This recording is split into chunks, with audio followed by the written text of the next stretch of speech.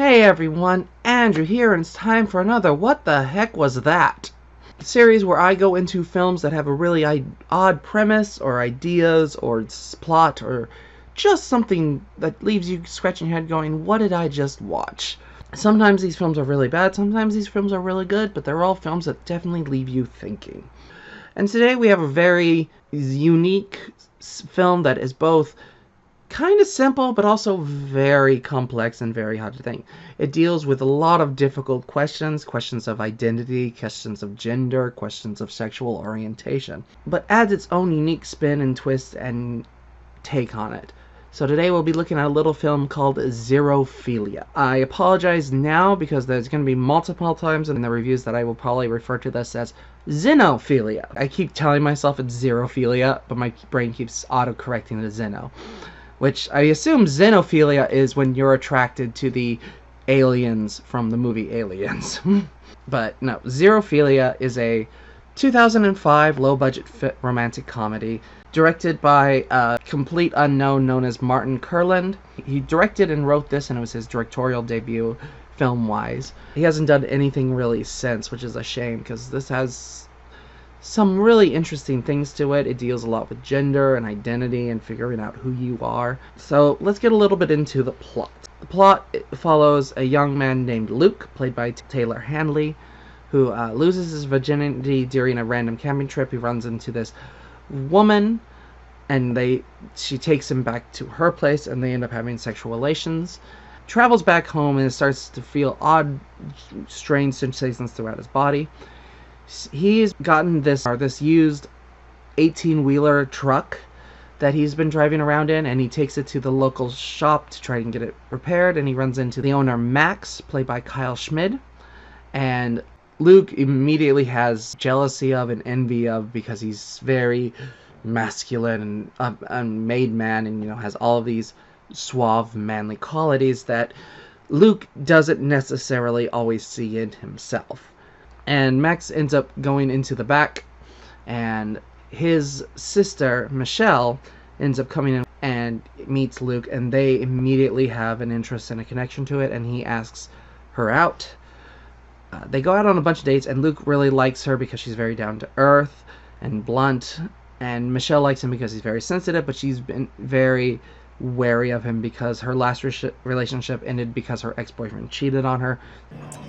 I caught him with my best friend. Former. Such a cliche. So she's not really ready to trust yet, and is very wary about trusting Luke. Luke is not only into her, but he's very attracted to her sexually, and he starts to feel odd sensations throughout his body, and he ends up running out on her and feels his chest start to shift and change and to become a more breast-like apparatus, and he's trying to ignore it, and his friend's trying to get him help. I wrote this doctor. He wrote me back saying, is there any chance your friend Luke just lost his virginity? You gave him my name? Look, he's from back east. But he's like, no, it's nothing, just like not what it's nothing, we don't need to worry about it. So he ends up working his job at a gas station and runs into this woman named Dr. Sydney Cachadorian, played by Gina Belmont, and she reveals that she was brought in by his best friend Keenan, that she is there to help him and to help him to understand what is going on with him. She reveals to him that he is a Zerophilia. Calm down! What the hell is wrong with him?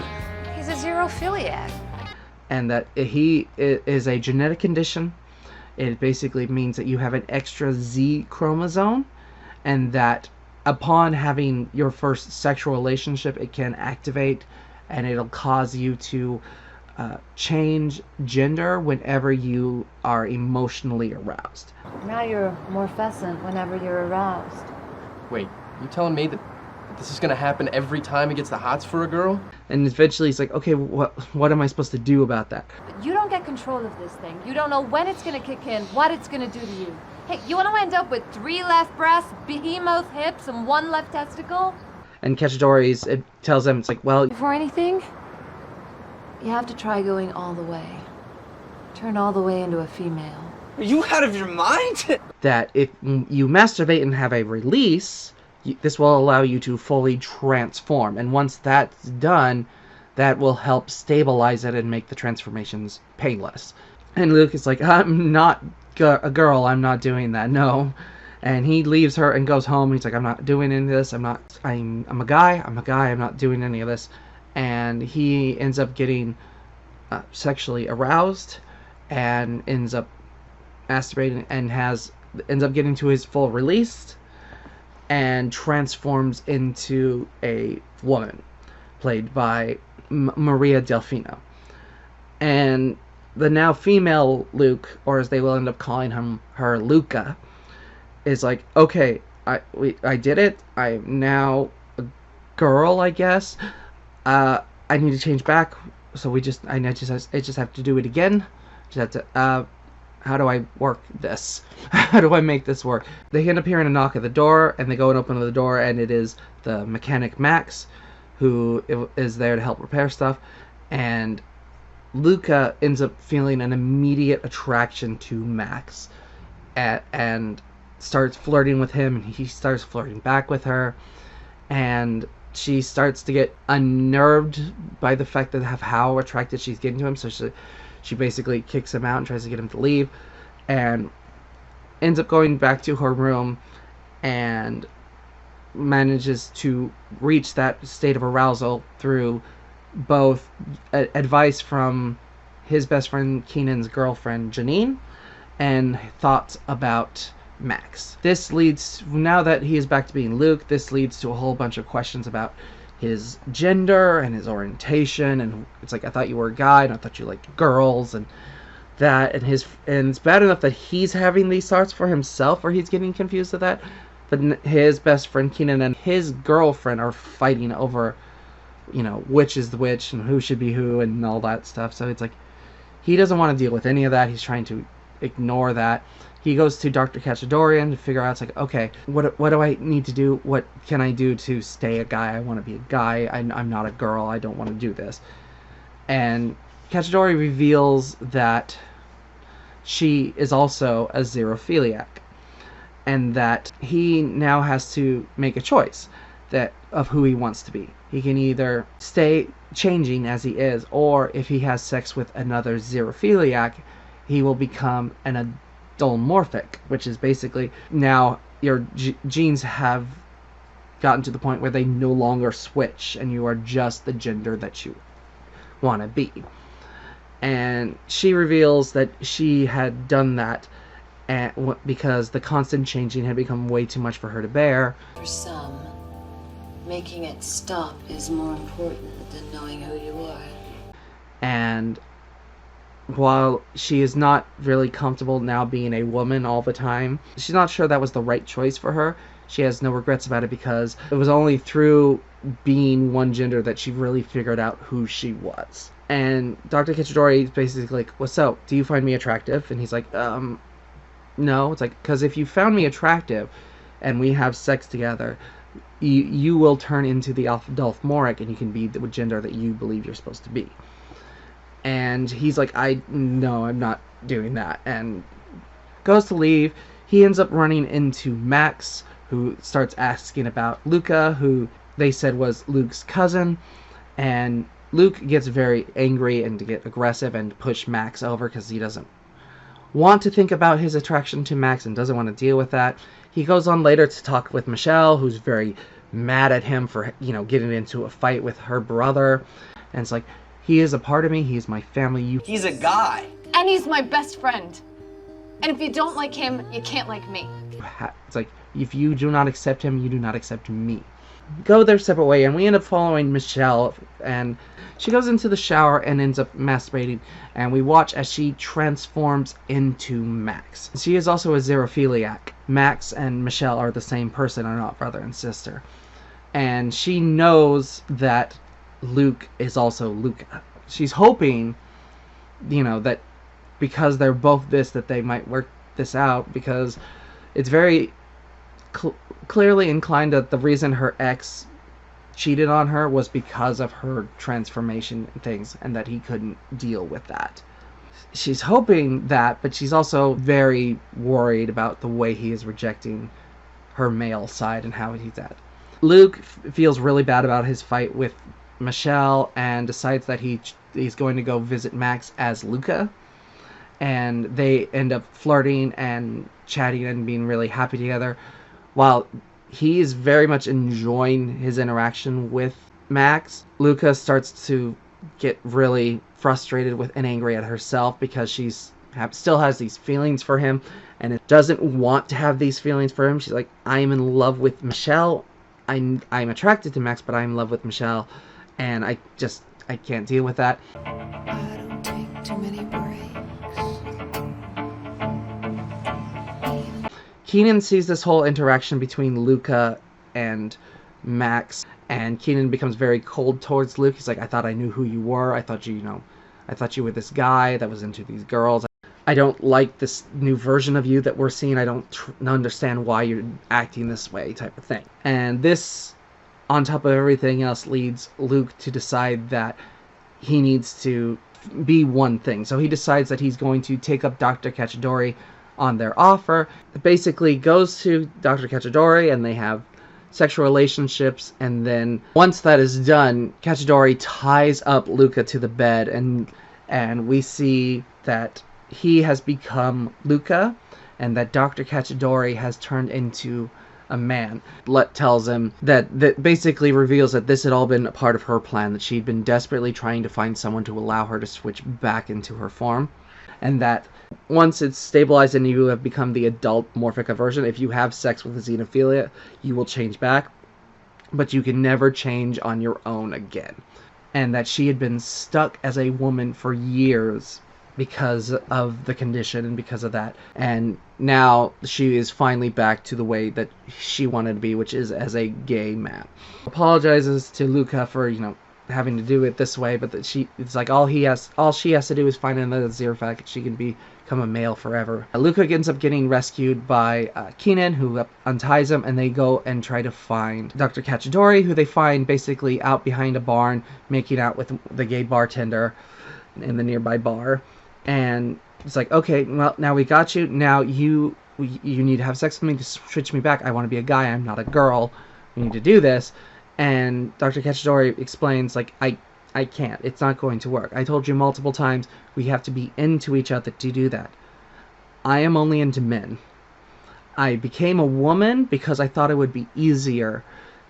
And then I got stuck as a woman when I really, in my heart, a gay man. That even if they tried this, that it would not work because he has no interest in women and so would not be into Luca. So you're telling me because you're straight as a girl and I'm straight as a guy, we can screw and switch, but because you're straight as a girl and I'm gay as a guy, even if we do it, I'm just screwed? Jeez, God, you need trigonometry to figure this thing out. Michelle ends up coming across this and finds out and gets mad at Luca and reveals that, oh yeah, I knew you were both. I knew you were this, but how could you cheat on me? It's like you did all this. Luca tries to explain. It's like I wasn't doing this to cheat on you. I was trying to be more of a man for you. I was trying to be the man you deserved. And Michelle's like, I'm done. We're done, and leaves. And Luca is just sitting there and having to think things through, and is talking with his best friend and Janine, and that it's like you two are perfect together. You both are each other's other half. And basically Luca comes to the realization, it's like, well, I'm not entirely male, but I'm not entirely female. I am both. I think I'm supposed to be both. And I know that's not practical, but at least now I know what I am. And he comes to, the full realization of who they are and who they're meant to be. So a couple days pass, and Luca goes to the repair shop to visit Max and asks him to pass on an apology to Michelle, that she wishes Michelle nothing but happiness, and then also apologizes to Max for leading him on and with the mixed signals, and confesses that while she really likes him and finds him very attractive, she can't be in a relationship with him because she is in love with Michelle. Even if Michelle doesn't feel the same way for her, that is who she is committed to, as a man or as a woman. And Max basically looks at Luca and goes, "You're a moron." Too bad you're a moron. Excuse me? How have you not noticed I am Michelle? And it's like, and reveals basically a tattoo on his ankle that Michelle also has. I have incontrovertible proof.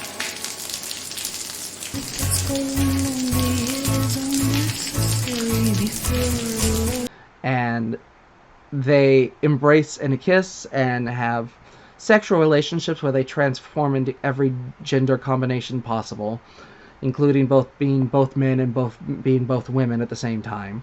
They wake up the next morning and it's Michelle lying in Luke's arms, and she admits to Luke that while she loves him, she is worried that he will abandon her, and now that they're both adult morphic, they'll be stuck, and she doesn't want to get stuck as one.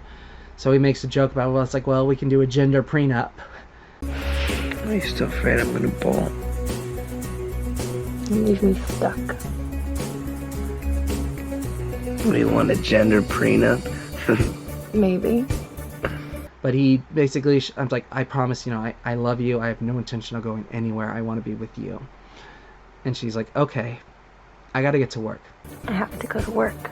Phone is back to sleep. No, I can't show up to work like this. Oh yeah.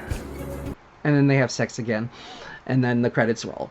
Definitely a what the heck was that kind of film? Because you're like, the gender swapping thing is so weird. You don't see gender swapping like this very often. It's a lot of body swapping where it's like a guy and a girl switch or things of that nature. But to have it be, no, I am just the female version of myself is really interesting. And it has so many different questions and thoughts and ideas. And it has very strong trans vibes and very strong LGBTQ things about, figuring out your sexual orientation and your identity and who you are. And how confusing that can be and how difficult that can be, especially as a teenager and, trying to figure out your life and all that. It has such deep elements to it that it just asks these really difficult, interesting, odd questions. And it's very, for lack of a better word, a woke approach. It's very, like, to ask those questions and be like, are you straight? Are you gay? Are you bi? Are you male? Are you female? Are you both? Are you neither? Like, these are all questions that people should be asking themselves and should come to terms with and to figure it out. And it's such a nice, interesting look into that way of thinking. She's not gonna want to be with a guy who thinks maybe he's supposed to be a girl sometime. How do you know that? Did you ask her? No way I'm gonna ask her that. Well, you have to. And some of it is played for laughs, like some of the gay stuff, and some of that is definitely... I need to know if you're attracted to me. No. Not at all? Not even a little bit? Are you gay? Oh, jeez. Okay, calm down. I'm just not attracted to you like that. But this is a very earnest film for the most part. It is really asking these questions and being told this way. It's amazing that this came out in like 2005. This is stuff that we don't talk about now, let alone deal with 20 years ago. And that it was written by a cis white male. Like, he asks some deep, hard questions and how confusing that can be. The film does have some of its flaws. It has a very low budget to it. It has a lot of that 2005 low budget film where it's like, we're going to show you random shots of locations that are just there with music for no particular reason. It doesn't have a really star-studded cast in any way. Like, the biggest name in this film is Kelly LeBrock, who plays the woman that he slept with at the start of the film. And I didn't even know that was her until I went looking into the cast list for this film. It's like, oh, huh. Most of these are TV actors, people that you don't see very often. Like, the one I know the best is Gina Belmont, who played Dr. Cacciadorian, the female version. And she is most known for Sophie from Leverage and Leverage Redemption. And she is absolutely amazing in that show, and she's absolutely amazing in this. There's a scene in this where she knows she's going to have sex and get to transform back into her male self, and she's just pulling out male-themed clothing and just has this absolute look of glee and happiness on her face while she's doing it, that you just really feel that this is like her dream come true of, like, I finally get to be who I really am. It's a very convoluted story. It's really hard to follow, to piece together. Even having watched it like 3 days ago, and looking at the plot synopsis on Wikipedia, I'm still having a really hard time following and telling the story in a easy to understand way. So many interesting ideas, so many different things, and to have these characters who are like, can be fluid, or can have to be guy, or have to be a girl, and figuring out what they are, and then the possibility of getting stuck in the wrong gender or and something you don't want to be is really interesting. Definitely got a lower budget quality to it. It's almost a made-for-TV film level of filmmaking, except for all of the nudity. But this is such a creative idea and a creative concept and creative use of this that I really would love to see more expanded on this, to see some other takes on this. Like, I could see this working as a television show. Like, this could be a really interesting, creative teen drama show, something like The Secret Life of American Teenagers or something like that. You would probably need to downplay the sex and masturbation parts a bit, but I could totally see a show following a character who switches between man and girl and trying to figure out who they are and what they want to be and unsure of where it falls in. It's a film that, while very trans-coded and LGBTQ-coded, can really appeal to anyone. And I feel it's like a story that everyone should kind of watch, just because it asks those questions and it shows you how things can be a little bit differently. Like, the science behind the story is completely ridiculous. You know, like, they just needed a weird explanation for why they were able to shift between male and female very easily. It's such a progressive story. It really takes a kind of a futuristic look into how we could talk about identity and how we can think about things, but explains it in a way that's really approachable and really easy to understand. It is a film that I think you could use as a teaching method to help people understand some of the transgender things, some of the non-binary things, of the, you know, all of this stuff. Like, I think it is a really creative, interesting way to look into these and discuss it and talk about it. And then it's also just a really fun, creative, interesting little romance film with a weird supernatural element throughout. For what this is, it's like, it's very low budget, but they have some really decent effects in the shifting and the changing. They got actors that kind of look like each other and kind of work well as playing each other, that you're like, okay, I can follow the who's who and what's going on fairly easily. It is a one-of-a-kind film. I've never come across another film that looks or feels like this one does. It is a gem that I think more people need to see, and it's a shame because it didn't do super well, and it has like a 25% on Rotten Tomato, which is ridiculously low. Like, concept alone, this should be in the 60s. Like, this should be at least a 60% for the uniqueness of its concept alone. But that's just my opinion. What do you all think? Have you seen this film? Have you never heard of this film? If you have seen it, did you like it? Did you hate it? Was it too confusing? Was it too weird? Did it change the way you think about certain things, about gender or sexual orientation or anything of that nature? Or am I just talking out my butt? Let me know your thoughts in the comments below. Happy watching, happy reading. I will see you all next time. Bye!